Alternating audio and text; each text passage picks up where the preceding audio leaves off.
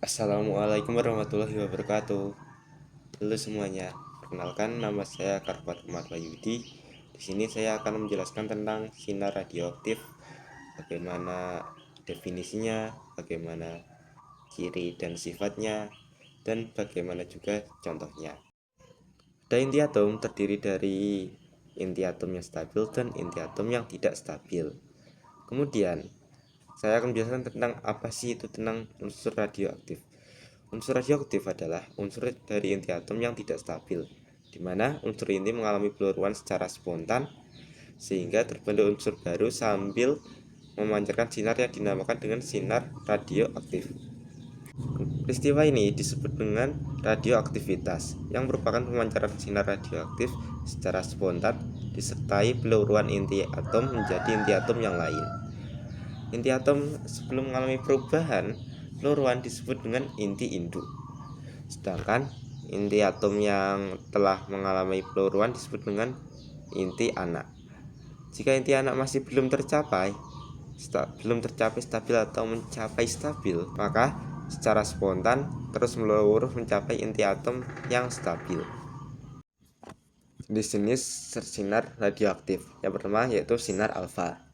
Sinar alfa memiliki ciri-ciri sebagai berikut. Yang pertama, nomor atom induknya akan berkurang 2, sedangkan nomor masanya akan berkurang 4. Kemudian, sinar alfa dari inti atom helium yang bermuatan positif. Kemudian, penulisan untuk seluruh sinar alfa dapat ditulis dengan 2He pangkat 4 atau 2 alfa pangkat 4. Kemudian, yaitu sifat sinar alfa. Sifat sinar alfa dalam medan listrik dapat dibelokkan ke arah kutub negatif.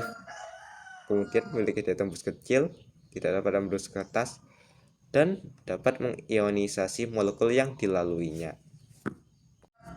Yang kedua yaitu sinar beta.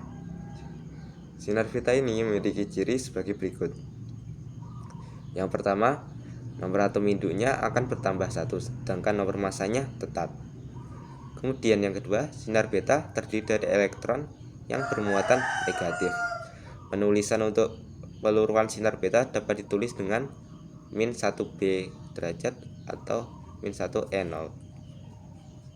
Kemudian sifat-sifat dari sinar beta.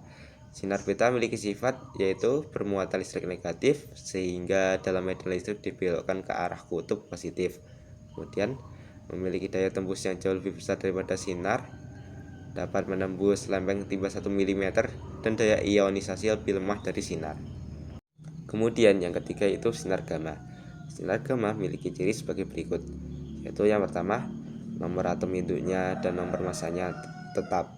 Kemudian yang kedua, sinar gamma merupakan gelombang elektromagnetik berenergi tinggi yang tidak bermuatan.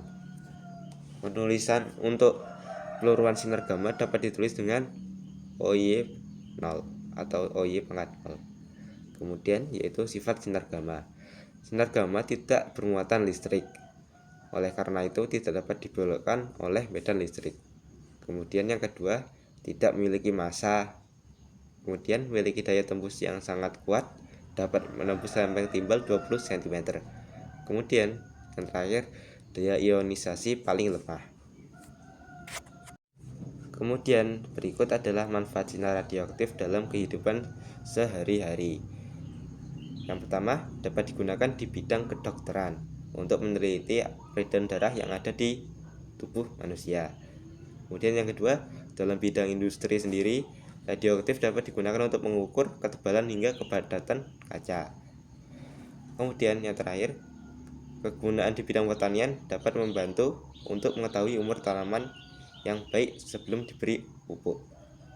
Berikut itulah materi tentang sinar radioaktif, bagaimana ciri, sifat, dan manfaatnya dalam kehidupan sehari-hari.